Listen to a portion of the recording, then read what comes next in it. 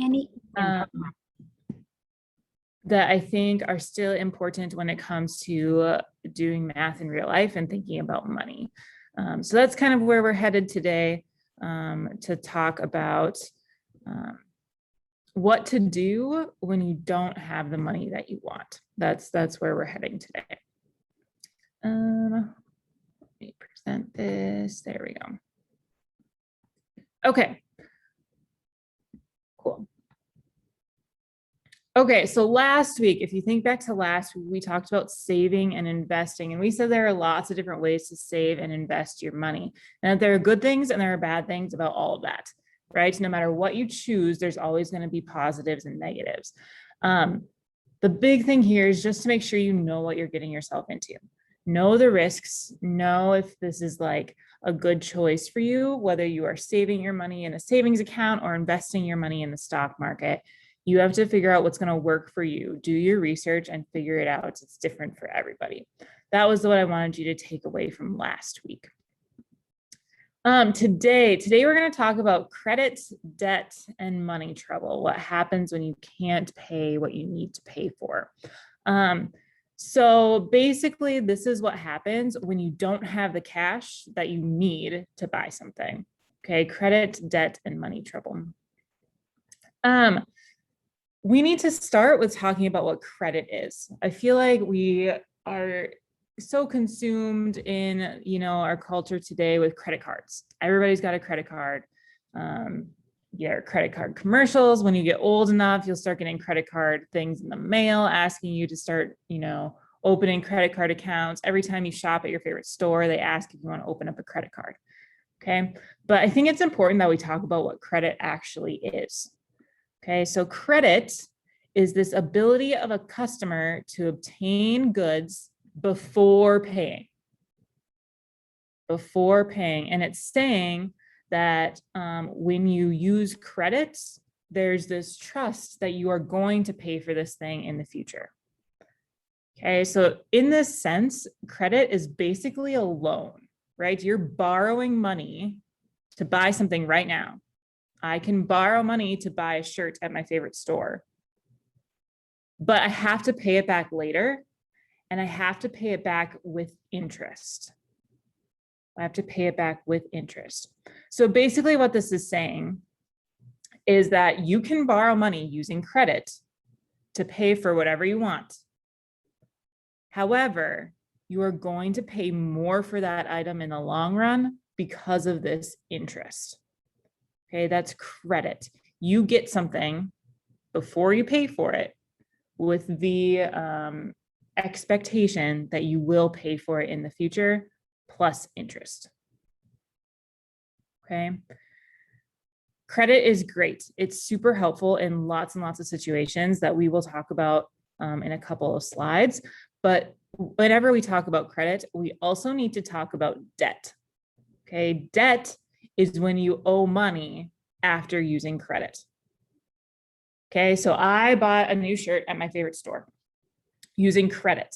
Okay, money didn't get taken out of my account. I didn't hand over cash. I used credit and I took that shirt home. But now I owe money, right? I owe money. I have to pay that back eventually.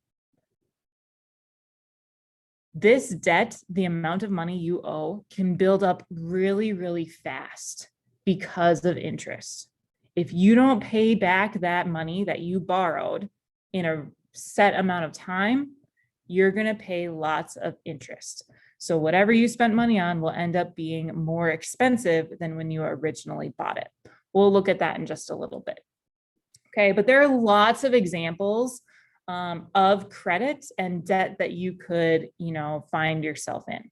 Okay, credit cards are the example that I've been talking about, but there are other loans, that you might have to use in the future. For example, student loans. If you're planning to go to college, a lot of college students, myself included, had to take out student loans. I couldn't pay for all of my tuition up front. I didn't have that amount of cash. So I had to take out a loan and say, okay, this money that I loaned, that I borrowed, is going to go towards my tuition, but I have to pay it back. Okay, same thing if you buy a house. All right. Homes are expensive, as we've talked about. If you're going to buy a house, you probably need to borrow some money to make that happen, but you're going to have to pay it back. Oftentimes with a car too, if you can't afford a car up front, you're going to take out a loan. Okay, that's a form of credit. You're going to take home that car before you've fully paid for it, but you're going to have to pay it back eventually. And the longer it takes to pay you back, the more interest will build up. We'll talk more about that in a sec. I do want to make sure that we know that not all debt is terrible. Okay, debt to me is like a very scary word. I felt like I grew like growing up, hearing adults talk about debt. They were always like, "Oh, this is terrible," and it's not fun, you know. But there are some instances where being in debt is a little bit more acceptable. Okay, so when we say good debt versus bad debt, good debt is when you use credit to purchase something that you really need, but is really hard to pay for in cash. Okay, that's stuff like going to college, right? That's a good investment of your money, right? But it's really hard to pay for that tuition money all up front. Okay, something that is needed, but is hard to pay for in cash. And when you do that, when you are in this good debt, you can show that you are trustworthy to banks and other home or other lenders. You can show that you are trustworthy by making consistent on-time payments. Okay, if you pay off that loan, that credit, little by little, consistently, you will end up with a good credit score. And that credit score is used to help you buy or borrow more money in the future. So the better your credit score, the easier it is to get credit, to be able to borrow money to buy the things that you need. The trick here is that you have to be consistent. Okay, you have to pay off your credit in a reasonable amount of time and every month consistently pay for that thing so that you don't end up in bad debt, right? I have a couple examples here of things that I want to go through with you. And we're going to discuss whether these situations are examples of good debt or bad debt. So remember that good debt is when credit is used to purchase something that is needed, something that you need. Okay, so let's look at this example. Okay, good or bad debt. It says Mark and Ryan just moved into their first apartment together and they want to buy a flat screen TV for the living room. All right, they both work, but they're both in college. So between college tuition, books, rent, their funds are running low. Mark decides to take advantage of a financing offer from a local electronics store and buys the TV on credit. Okay, so he doesn't pay for the TV up front, he borrows money for it. What do we think in the chat? Is this good credit or bad credit? Good debt or bad debt? In the chat, good or bad debt?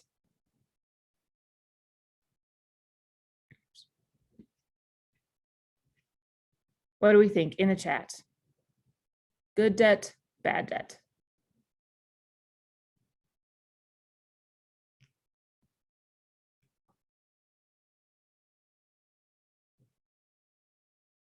I'm gonna wait for a couple others to respond. Good debt, bad debt. You can give me a thumbs up or a thumbs down emoji as well if that's easier for you. Good debt or bad debt?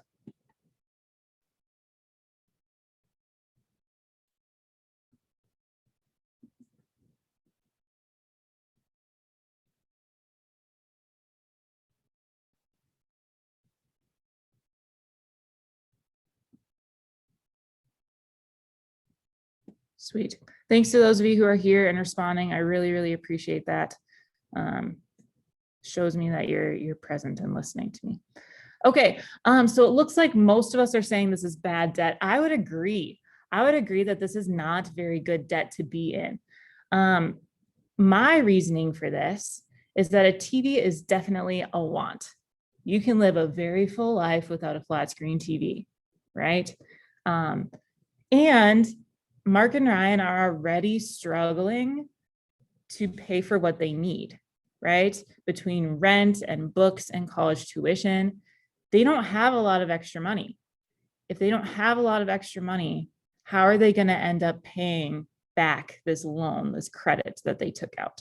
I would agree, this is not very good debt. This would be bad debt. Let's look at another example.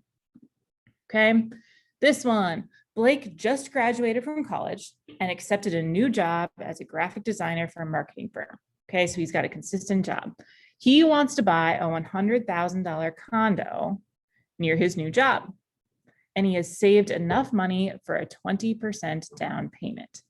He is planning to take out a loan, which is called a mortgage, for $80,000 to purchase the property. Okay, so he's taking out a loan for $80,000 to purchase this house, basically, this condo. What do we think? Is this good debt or bad debt? In the chat or with an emoji, good debt or bad debt?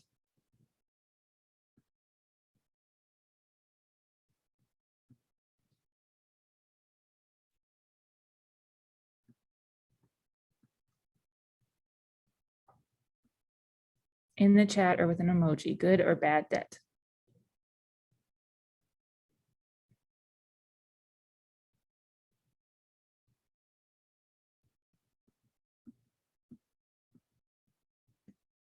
Cool. Thanks to those of you again who are responding. I really appreciate that. I agree with you all. I would say this is good debt. A house or a condo, a place to live, is something that Blake is going to need, right? He needs to be able to live someplace. He also has a good job, right? This is going to be a consistent source of income for him. He's going to have the money to pay back that debt, to pay back that credit. When you are able to do that, when you're able to pay back that credit consistently, that's good debt. That shows that you're trustworthy and responsible and can handle it. Good. Once again, thanks to those of you who are responding. I see you. I appreciate you. Thanks for being here. Okay. Another thing that I need to talk to you about is this debt snowball. Okay. We'll show, or you'll see an example of this on your homework today. But this is something to beware about. Okay, be careful for. Once bad debt starts rolling, it's really, really hard to stop the momentum. Just like once a snowball starts rolling down the hill, it's going to build and get bigger and bigger and bigger really, really fast. Same thing with bad debt. Once you start not being able to pay back your payments, all right, what happens is that your interest just keeps building. And you end up having to pay a lot more money than what you started with. That can get scary really, really fast. Okay, we'll talk about that a little bit more on your homework. The last big thing that I want to talk to you about today is this idea of money trouble. Okay, there might be situations where you are having a tough time paying your bills on time. Okay, it happens, right? It's not something that we want to happen. That's definitely something we want to avoid. But if you're in debt and you're having a really tough time paying your bills on time, there are some things that you can do to try to help yourself out.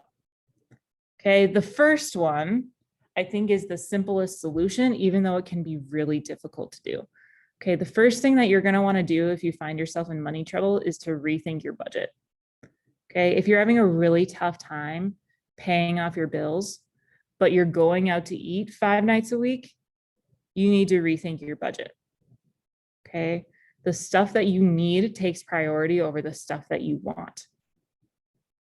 Rethinking your budget can be really hard, but it's probably the easiest solution to money trouble. The next thing that you can do if you find yourself in debt and you're having a tough time paying your bills, you can contact the people that you borrowed money from. You can contact the credit card company. You can contact the bank you got that loan from and see if they can help. Sometimes if you take that initiative, they can come up with a new payment schedule that's going to work for you so that you aren't in crazy amounts of debt. All right, contact your creditors, contact the people that you took that credit from or that loaned you money, and they might be able to help you. Sometimes rethinking your budget or contacting the people you borrowed money from isn't enough. That's when you can reach out to something called credit counseling. Credit counseling are basically like these little classes that help you manage your money better. Oftentimes these things can be free and they can help you figure out ways to make your debt less scary. Okay, make it so that you are better able to pay back those loans and pay back that credit in a reasonable amount of time. All right, so if you find yourself in money trouble, make sure you do these three things. Rethink your budget first. If there are ways that you can squeak out a little bit more money from your normal income, you should do that. Next, contact the people that gave you that money in the first place. Contact the people that gave you the loan and see if they can help you out. And number three, credit counseling. This is you taking responsibility and saying, I'm struggling with this. I need to go and get help from somebody that knows what they're doing. All right. That's all the new stuff I have for you today. I do want to show you your homework because there are a couple cool things in there that I didn't get to show you in our PowerPoint today.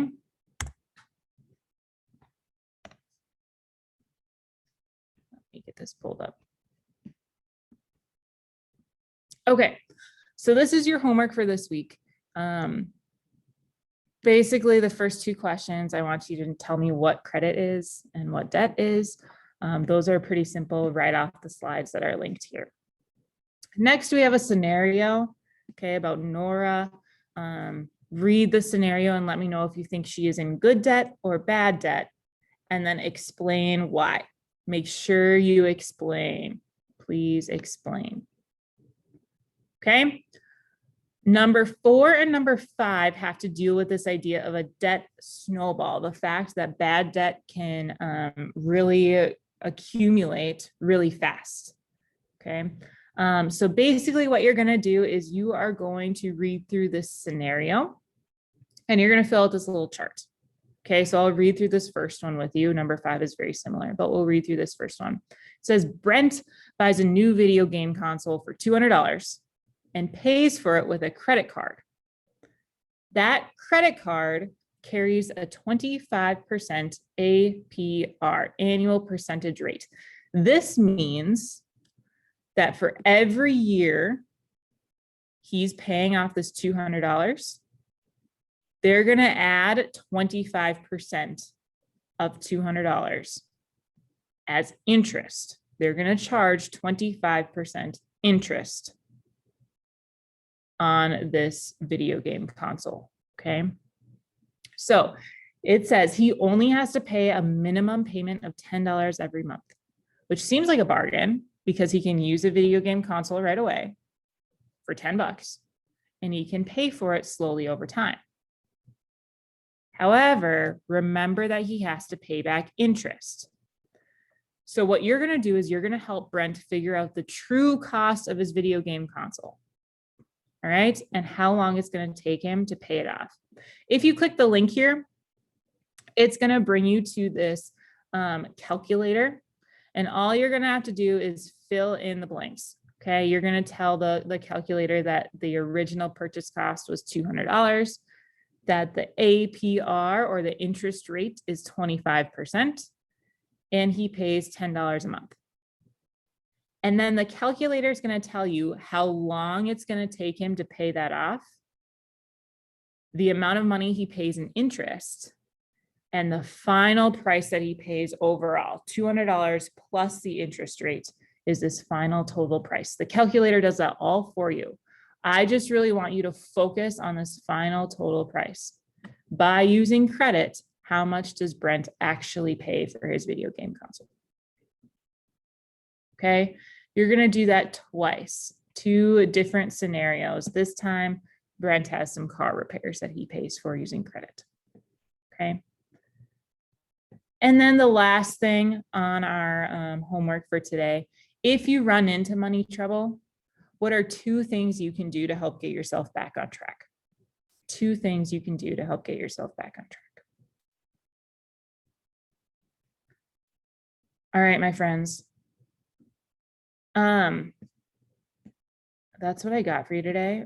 I want you to hang tight here for a second. Can you give me a thumbs up or like an all good or something in the chat to let me know that you are with me, you're here, you got it, you don't have any questions.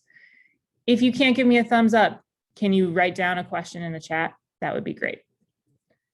So I need either a thumbs up from you letting me know that, yep, you're good to go, or a question in the chat. Thanks to those of you who are giving me thumbs up. I appreciate it.